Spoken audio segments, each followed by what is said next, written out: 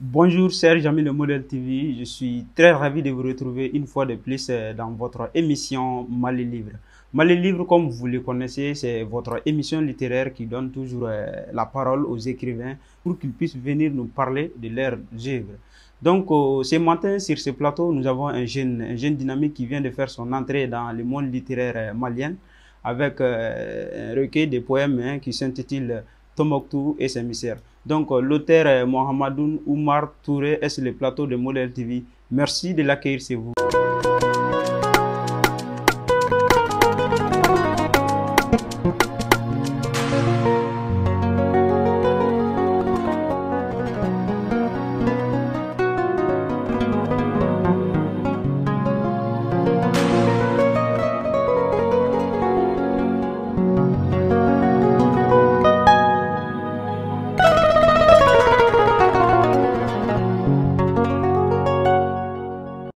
Monsieur Touré, bonjour. Bonjour, Bienvenue sur le plateau. merci beaucoup. Merci. On attend toujours parler de Mohamedoun Oumar Touré. Mohamedoun Oumar Touré, l'auteur du livre intitulé Tombouctou et ses mystères. Qui est réellement Mohamedoun Oumar Touré? Bien, merci. D'abord, bonjour à tous et à toutes, tous qui nous regardent à travers Models TV. Je suis Mohamedoun Oumar Touré, étudiant à la faculté de langue, de lettres et des sciences du langage, FLSL, option anglais. Et je suis également étudiant à l'université privée EITG, École universitaire de technologie et de gestion, option journalisme et communication à la fois. Je suis le président de l'Amicale des futurs écrivains du Mali, un jeune mouvement de jeunes écrivains en herbe. Je suis également le président du conseil d'appui en art oratoire, un jeune mouvement des jeunes orateurs. Je suis le fondateur du réseau club des jeunes lecteurs du Mali, un club que j'ai eu à fonder depuis ma 11e année au lycée. Je suis également président ou l'initiateur, si vous voulez, de Young Leaders English Club, un club d'anglais qui évolue bien dans les différents lycées de Bamako. Je suis à la fois un jeune professeur d'anglais au lycée Jean-Baptiste Sey, membre du mouvement Les Jeunes Esprits de la littérature malienne, JELMA. À la fois, bien avant, Tombouctou et ses mystères, qui est un recueil de poèmes et dans lequel j'ai eu à chanter cette ville mystérieuse, Tombouctou. Bien avant ça, j'ai eu à écrire 3 livres, à savoir un livre en développement personnel, l'art oratoire, les secrets de l'art oratoire, intitulé Les secrets de l'art oratoire. J'ai eu à écrire également comment avoir son DF bien avant et après English Practice Booklets. Donc, bien avant Tombouctou ce mystère, qui est mon tout premier recueil de poèmes publié aux éditions Essemplim au Bénin et dans deux autres éditions au Mali, à savoir une édition et Procil édition, j'ai écrit ces 3 petits livrets. Ok, merci. Merci pour cette brève présentation. Hein. Merci beaucoup. Avec tous ces parcours et autres, mais avec tout ça, vous restez toujours mon petit, hein, parce que les soirées ont été toujours nos petits. Ah là, faites attention. Sans plus tarder, nous allons continuer. D'accord. Vous avez utilisé la poésie pour chanter Tombouctou, une ville du Mali. Donc, selon vous, c'est quoi la poésie? Bon, la poésie pour moi, c'est, comment dirais-je, un chant libre. Quand je dis un chant libre, ça donne une liberté totale. Et j'ai utilisé dans le recueil ce qu'on appelle la poésie libre. C'est-à-dire utiliser de vers libres. Et parler, c'est comme, comment dirais-je, ce que Léopold Sédar Senghor, ce qu'on appelait jadis le président Pouillet, avait fait à son village. Et moi, j'ai utilisé, c'est-à-dire une poésie libre pour pouvoir chanter cette ville mystérieuse qui est ma ville natale, ma région natale, Tombouctou. Et voilà, avec des vers libres, des vers en soreil, des vers voilà, en français, et voilà, ainsi de suite. Ok, merci. Tombouctou et ses mystères. Vous voyez que c'est un titre qui attire un peu. Alors pourquoi parmi tant de textes dans le recueil, vous avez choisi le texte Tombouctou et ses mystères comme titre? Merci beaucoup pour la pertinence, sinon l'excellence de votre question. C'est une question d'ailleurs pertinente, je dirais. Parce que Tombouctou et ce mystère, je me suis dit, c'est un titre qui pourrait beaucoup attirer l'attention, susciter l'envie au lecteur pour pouvoir lire ce recueil de poèmes. Et déjà, beaucoup des écrivains, pas mal de gens ont eu à écrire ce Tombouctou à travers des essais, des nouvelles, de romans. Moi, je me suis dit, moi, je vais écrire sur Tombouctou, c'est cette région natale avec, à travers la poésie. Et ne pas choisir n'importe quel titre. Parce que pour moi, aujourd'hui, pour que les gens arrivent à te lire, aujourd'hui, pour que les lecteurs arrivent à s'intéresser à ton œuvre là, il faut choisir un très bon titre. Ça compte beaucoup. Comme thème, il faut faire un très bon choix. Donc, au lieu de dire les mystères de Tombouctou, au lieu de parler seulement de Tombouctou comme titre, j'ai eu à choisir Tombouctou et ce mystère, qui parle de Tombouctou et qui parle encore de ce mystère. Ok, ok, merci. Alors, de quoi parlez-vous dans ce recueil de poèmes? Bon, dans les recueils de poèmes, je parle d'abord de Tombouctou. Pour la première position, j'ai eu à parler de Tombouctou. Je présentais cette ville d'abord avant de le détailler. J'ai présenté Tombouctou en tant qu'une région, la 6e région du Mali, une 6e région administrative. J'ai eu à parler de son histoire. J'ai eu à parler de la mystérieuse de Tombouctou, les mystères de Tombouctou, ainsi de suite. Après cette brève présentation de Tombouctou, parce que s'il faut présenter Tombouctou de façon globale, on va passer des heures sans le finir, hein? C'est sûr. Donc j'ai eu à présenter Tombouctou brièvement et après je parlais de cette culture de Tombouctou, c'est-à-dire la culture tombouctienne, cette diversité d'ailleurs de la culture tombouctienne avec quelques danses traditionnelles. Et j'ai eu à parler de silhouettes comme Ahmed Baba, Al-Kali Aïba, en tant que jury consult et scientifique de cette ville mystérieuse. Ok, merci. Parlant de la présentation, est-ce que vous pouvez nous présenter brièvement Tombouctou? Très bien. D'ailleurs, j'ai eu à le dire tout à l'heure, Tombouctou c'est la 6e région administrative du Mali et Tombouctou c'est une ville historique. Tombouctou est connu bien avant, on peut dire, le Mali. Auparavant, si tu veux aller au Mali, il faut dire la zone Tombouctou, là où se trouve la terre sur laquelle se trouve cette ville mystérieuse, pour pouvoir trouver le Mali. Donc, Tombouctou, c'est une ville vraiment sainte et historique. Et Tombouctou a des mystères, comme j'ai eu à le dire, Ahmed Baba. Tombouctou a des choses secrètes, comme par exemple la dame Bouktou, la mère fondatrice. Beaucoup ne savent pas que c'est Bouktou qui a fondé Tombouctou. Alors c'est elle qui a fondé Tombouctou et c'est à travers ça qu'on a pu trouver ce nom-là, Tombouctou. Bouktou, c'est la dame, la mère fondatrice de Tombouctou. Et maintenant, Tom, c'est son puits. Elle était généreuse, elle donnait de l'eau aux caravanes qui passaient. Donc, à travers ça, on dit Tom de Bouktou. Le Tom, c'est le puits en tamashek. Maintenant, Bouktou, c'est la dame. Donc, puits de la dame. Ok, merci. Merci. Parlant des manifestations, parlant de la culture, hein, vous en arrivez aux manifestations culturelles, c'est ça, à savoir particulièrement les danses, comme vous le citez ici, hein, il y a Hala, il y a Dima, il y a Djaba, il y a Bele Ije, etc. Alors pourquoi ces danses-là? Merci beaucoup. Parce que moi, dans le recueil, je me suis focalisé sur la culture. C'est la diversité de cette culture tombouctienne et c'est la raison pour laquelle dans le recueil, j'ai cité 14 danses traditionnelles, 14 danses différentes. Hala, Bele Ije, Abarbarba, Dimba, d'ailleurs la première danse que j'ai citée dans le recueil Dimba, c'est une danse, comment dirais-je, de mensonge. Lors de manifestations, lors de construction de maisons et autres, c'est les mensonges qui dansent et de vedettes, de chanteuses avec les rois d'or les accompagnent. Abarbarba, c'est la danse de boucher. Quand il y a des manifestations culturelles, des fêtes et autres à Tombouctou, c'est le boucher qui danse. Donc il y a aussi, à travers cette danse également, il y a des vedettes qui les accompagnent avec les rois d'or. Et ce boucher la danse avec des haches, des couteaux, ainsi de suite. Pour montrer, c'est-à-dire c'est un signe, quoi, en dansant avec des haches, en se livrant des haches, quoi. D'accord? Voilà, et en brandissant le turban et autres.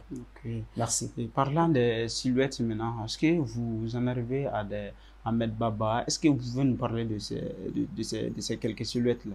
Merci beaucoup, bien sûr, parce que déjà dans le recueil, j'ai à dédier un poème spécial à Ahmed Baba. Ahmed Baba, c'était également un jurisconsulte, c'était un grand scientifique dans le domaine du courant et autres. Donc, Ahmed Baba, c'est quelqu'un, comment dirais-je, une très grande personne. Et il était le premier étudiant, c'est-à-dire l'étudiant le plus célèbre de la ville de Tombouctou à son temps. Il était l'étudiant le plus célèbre, Ahmed Baba. Et l'enseignant le plus célèbre à son temps. Donc, j'ai eu à dédier spécialement à la différence des autres sons, à la différence de d'autres silhouettes, si vous voulez, comme vous venez de le dire. Ahmed Baba, j'ai dédié à Ahmed Baba un poème spécial. Parce qu'il était plus célèbre étudiant, plus célèbre encore enseignant à son temps. Oui. Et je parlais de Al-Khali Aïba. Al-Khali Aïba, c'est un grand, un marabout, un saint, un jurisconsulte si vous le voulez. D'accord? Je vais parler d'Al-Farouk aussi. Hein. Merci Al-Farouk, merci beaucoup. Je m'attendais beaucoup à ça, à cette question. Al-Farouk, c'était un génie. C'était un génie protecteur de la ville de Tombouctou. D'ailleurs, auparavant, c'est Al-Farouk qui protégeait cette ville mystérieuse-là. Pendant les nuits, c'est Al-Farouk qui sortait, c'est-à-dire chasser le retardateur. C'est-à-dire, à chaque nuit, il sort pour chasser le retardateur, pour ne pas causer de tort ou de maux aux habitants de la ville de Tombouctou. Le retardateur, là, parlant de le retardateur, là, c'est qui? Le retardateur. Ceux qui, par exemple, ne rentrent pas tôt dans l'heure de mer, quoi, je veux dire. Ceux qui dirent dans la ville, c'est-à-dire en restant dans les carrés, autres, en causant des grains, autres là, voilà, c'est eux, quoi. Okay. Je parle d'eux. Okay. Et vous donnez une place aussi prépondérante à la femme, hein, à travers les poèmes ici, vous dites les gardiennes de la paix. Est-ce que les femmes sont réellement les gardiennes de la paix? Tout à fait, tout à fait. Et d'ailleurs, depuis, je dirais, depuis le début, depuis des temps immémoriaux, les femmes ont toujours été gardiennes de la paix. Et elles continuent toujours à être, c'est-à-dire les gardiennes de la paix. Parce que sans femmes-là, on ne peut pas, c'est-à-dire avoir la cohésion, le vivre ensemble, la paix. On en a besoin. Elles sont nos compagnons, nos compagnes si vous voulez. Ça, c'est quand il y a des conflits entre deux hommes, par exemple. Je prends un exemple sur deux hommes, vous et moi. S'il y a un conflit et qu'une belle dame vienne c'est-à-dire nous séduire avec ses mots, nous parler, on va, à la fin, grâce à elle, on va s'entendre, mon frère. Donc, elles sont toujours gardiennes de la paix. Et quand les femmes acceptent, Dieu accepte. Quand elles refusent, Dieu refuse. Parlant toujours de la paix, hein, et de la cohésion, vous avez écrit un poème qui s'intitule Paix et cohésion. Quel message voudrez-vous lancer à travers ce poème? Merci beaucoup. Je m'attendais beaucoup à cette question. D'ailleurs, Tombouctou a connu depuis 2012 une crise, je dirais une crise pertinente. La crise de 2012, bon, ça a été vraiment une rébellion au nord, plus précisément à Tombouctou, qui a beaucoup terrorisé les gens, les habitants de la ville de Tombouctou, des habitants de la région, je dirais. Donc, à travers ces recueils-là, les poètes, ce sont les défenseurs de cette société-là. Donc, quand ils ont la parole, c'est à travers les écrits. Quand ils ont la parole, c'est à travers la plume. Donc, moi, je me suis dit, à travers ma plume, il faut faire une recommandation de la paix, de la cohésion sociale ou du vivre ensemble à travers ma plume dans cette région. Parce qu'elle est vraiment terrorisée. La région, elle a été vraiment dominée par des guignols, des terroristes, de petits bandits qui ont, c'est-à-dire vraiment, comment dirais-je, qui ont mis les gens dans un pétrin, dans un spleen total. Merci. Parlant toujours de la paix, hein, vous avez écrit un poème qui s'intitule aussi La flamme de la paix. Est-ce que vous pouvez un peu être plus précis dans ces poèmes-là? Merci beaucoup. Flamme de la paix. Oui. La flamme de la paix, c'est un poème que j'ai dédié à la flamme même, au monument de la paix, qui a été un monument qui a été construit au temps d'Alpha pour régner la paix dans cette zone. Monument de la paix, ce n'est rien d'autre qu'un statut, ce n'est rien d'autre qu'un monument pour montrer qu'on va déposer les armes et on va se donner à la cohésion sociale, on va se donner au vivre ensemble. Alpha, dans sa politique, je dirais, dans sa stratégie, il fallait faire ça, il fallait un peu construire des monuments un peu partout pour pouvoir montrer aux gens c'est-à-dire on peut vivre ensemble à travers ces signes-là. C'était ça sa stratégie. Et vous avez vu que pendant le régime des Alpha, il y a eu beaucoup de monuments que pendant les autres régimes. Les monuments Modibo Keïta, Cabral et autres, là, c'est autant des Alpha. Donc la politique, la stratégie de cet ancien président-là, c'était ça. Donc c'est dans ce cadre-là que bon, il se disait, il faut construire un monument à Tombouctou pour pouvoir leur donner signe de paix et de cohésion sociale. Merci. Ouais. Nous partons vers la fin de l'émission, hein, mais Bien avant ça, donc bien avant de clôturer l'émission, hein, nous voulons à ce que vous nous parlez un peu des difficultés que vous avez eues lors de l'édition de ce recueil de poèmes. Beaucoup de difficultés que je ne pourrais même pas citer jusqu'à la fin dans cette émission. Oui. Bien sûr, parce qu'au tout début, c'est pas facile. C'est quelque chose que j'ai eu à commencer. D'ailleurs, j'ai toujours eu à le dire. Le début de toute chose est très compliqué. Mais il faut beaucoup se donner. Il faut se donner avec un courage, une détermination fatale pour pouvoir aller jusqu'au bout. J'ai commencé depuis la 9e année. La composition de ces recueils a débuté depuis la 9e année. Lorsque j'étais élève à l'école Yahya El-Kaya de Tombouctou, parce que c'est là-bas que j'ai eu mon DF. Donc, dès lors, j'ai commencé la composition de ces recueils. Je partais au niveau de l'Institut Ahmed Baba, qui est un centre de recherche des manuscrits des anciens de Tombouctou. Je faisais des lectures, je faisais des recherches et autres là, pour pouvoir réunir les informations et autres, les renseignements, pour pouvoir composer ces recueils. J'ai eu beaucoup de difficultés. Une fois venir ici à Bamako, pour faire mon lycée, au lycée Mamadou Sarr, j'ai continué avec mes recherches et autres, les renseignements et autres. À tout le temps, je partais dans les civars. Je payais pour qu'on me donne 2 heures, 3 heures, afin de continuer avec mes recherches et pouvoir saisir ce que j'ai eu à trouver comme recherche. Donc, à ce moment, je n'avais même pas d'ordinateur, je n'avais même pas de moto. Je marchais à pied et je partais payer de l'argent pour pouvoir saisir mes écrits. Donc, beaucoup de difficultés. Il faut être vraiment encouragé. Il faut être, comment dirais-je, quelqu'un qui est vraiment motivé, déterminé pour pouvoir se donner à ces chagrins-là, à cette difficulté. Okay. Sinon, ce n'est pas du tout facile. Okay. Les jeunes veulent toujours d'un coup se lancer dans l'écriture. Ils pensent que c'est du jour au lendemain, on peut se faire publier, se faire voir. Ce n'est pas comme ça. Et c'est d'ailleurs, c'est quelque chose que j'aimerais beaucoup dire ici. Ce recueil a été publié pour la première fois, cette année même, au Bénin, dans une maison d'édition béninoise, et Simplime. Encore réédité encore ici au Mali, dans 2 maisons d'édition, à savoir Innov Édition et Procid Édition. Donc, pour un jeune qui pour sa première publication arrive à faire 3, c'est-à-dire arrive à se faire publier dans 3 maisons d'édition. Je crois que même si des jeunes ont fait ça, c'est très rare. Surtout pour une première publication. Se donner à 3 maisons d'édition, c'est pas facile. D'accord, merci. Okay, merci. Et pour ceux qui veulent lire Tombouctou et ses mystères, comment est-ce qu'on peut l'avoir? Bien, on peut l'avoir au niveau des librairies comme Bas Librairie, au Grand Hôtel. On peut l'avoir au niveau de l'Harmattan, au niveau de la librairie d'Harmattan. On peut l'avoir au niveau de la Bibliothèque nationale, chez Bas, un libraire qui s'appelle également Bas, et un autre libraire qui est juste à côté, en face de cette même librairie. On peut l'avoir à travers mon numéro, les 90 00 61 60. À travers moi, j'en dispose 2 exemplaires jusqu'à présent. Donc, on peut l'avoir à travers mon canal également. Okay, merci. Maintenant, à présent, vos derniers mots à l'endroit de nos téléspectateurs.